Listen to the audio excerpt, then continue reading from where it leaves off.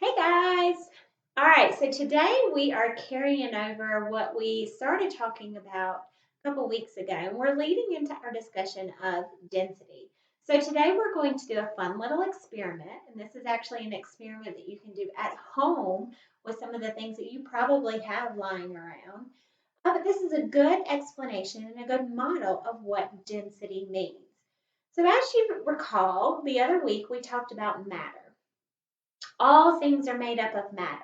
And matter is basically all the little particles or all the little pieces that make up certain objects. So I've written down a few notes up here just to kind of help lead us into this science experiment that we're going to be doing. So first off, all objects are made up of particles. And all particles are the tiny things that make up any object or any liquid that you have. So everything you see is made up of particles. And particles is just a fancy word for the little tiny things that are within that object. Okay? The next, the way that the particles are packed, that means how close they are or how far apart they are, is going to determine an object's density. Now, again, density is a complicated word, and a lot of people get confused about it, but it's actually a pretty simple idea if you think about it. So, density means how closely particles are packed within an object or a liquid. So, I've drawn a little example here, and this is kind of what our experiment is going to show us. When things are considered less dense or have a lower density, that means the particles are a little farther apart. They're not as closely packed. Okay? Those things are going to feel lighter. Okay? Those are the things that may potentially float because they're lighter than another object. They have a lower density. They are less dense. Now, on the other end, things are considered more dense if those particles, if those things are more tightly packed together, which means maybe there's not a whole lot of room and there's a lot of stuff jammed into a small area.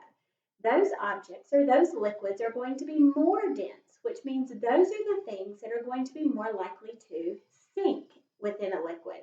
Okay? So just something to remember as we go into our experiment here in just a second.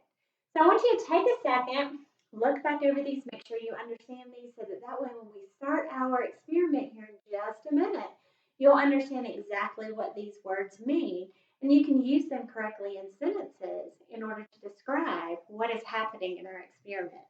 Get ready for some fun and get your materials ready. All right, hey guys. So we are going to start our experiment part of this lesson. We've got a few materials that you'll need if you want to do this with us. You can always gather these materials, pause the video, and come back and do it with us if you want. So the things that you'll need, number one is a clear glass. It could be either a jar, any type of clear container. That way you can see through it and you can see the different levels as we pour things in. Next, you will need some water. That's what I have in this blue measuring cup. You'll need some corn syrup, some dish soap, and some oil. And any kind of oil. We're using olive oil, but any kind of oil will work just fine. And finally, we're going to add some fun to this experiment by also using a grape, a marble, and then a Lego piece. And anything you put into the liquid, you will be able to get back out. You might have to clean it, and I wouldn't recommend eating the grape after it goes in there. But you can get the other materials out, so don't feel like if you put it in there, it's ruined forever. You'll be able to use it again. All right, so to start our experiment, we're going to just start by reviewing kind of what we had talked about on our poster just a minute ago. So as we pour in all of these different liquids into our cup, we're going to see one of two things. Either that liquid is going to sink down to the bottom of my glass, which is going to tell me that that liquid is more dense or that the particles in that liquid are more closely packed together, or it's going to float up toward the top of the glass. And that's going to tell me that that liquid is less dense, which means those particles are a little farther apart. They're not quite as tightly packed as some of my liquids that are more dense. So it's going to give us an idea of some of those liquids that have the most amount of density and the least amount of density. Okay? All right, Madison, let's start by taking our water and let's pour our water into our glass. Now, obviously, the water is the only liquid that's in the glass right now, so we're not going to be able to tell anything as far as the density of the water. All we have is the water, so that's the only thing that we can compare it to right now. What's going to be neat is once we start putting in some of these other things, and we can compare the densities of the different liquids as we go. All right, so Madison, which liquid would you like to pour in next?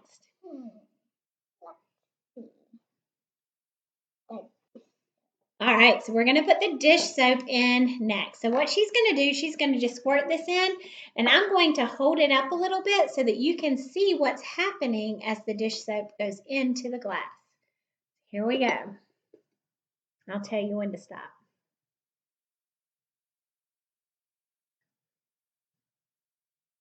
A little bit more. All right, stop. All right, so we're going to let that settle for a minute. Yeah, there was a little bubble. All right, we're going to let that settle for just a minute. Let's put a little bit more dish soap in there. We need a little bit of a thicker layer.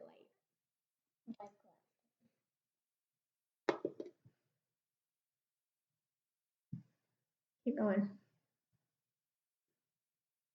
All right, that should be good. All right, so now, as you can see, what happened to the dish soap? What do we notice happened? Madison, what do we see? The dish soap sunk underneath, underneath the water. Yeah, so our dish soap is now underneath the water, which means that the dish soap has a higher density or is more dense than the water because it's sunk underneath. So the water is floating above the dish soap, so it is less dense than the dish soap. Which ones? We've done our dish soap, we've done our water. So do you want to do the oil or the corn syrup next?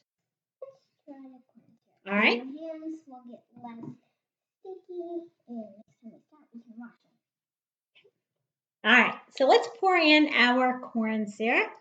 So again, I'm going to hold this up so that you guys can see what's happening. As Madison pours this in, so watch what happens. All right, that's good. All right, so as we see in our liquids here, the corn syrup sunk all the way down to the bottom of our glass, and that means that the corn syrup is more dense than the water and the dish soap. So the water is still the least dense out of all the liquids. And it's kind of cool to see that line of blue floating in the middle because that tells us that the dish soap is in between the density of the water and the corn syrup. All right, so now let's pour in our final liquid. That's fine. And we're going to see what happens with our oil. I'll lift my hand up so you guys can see it.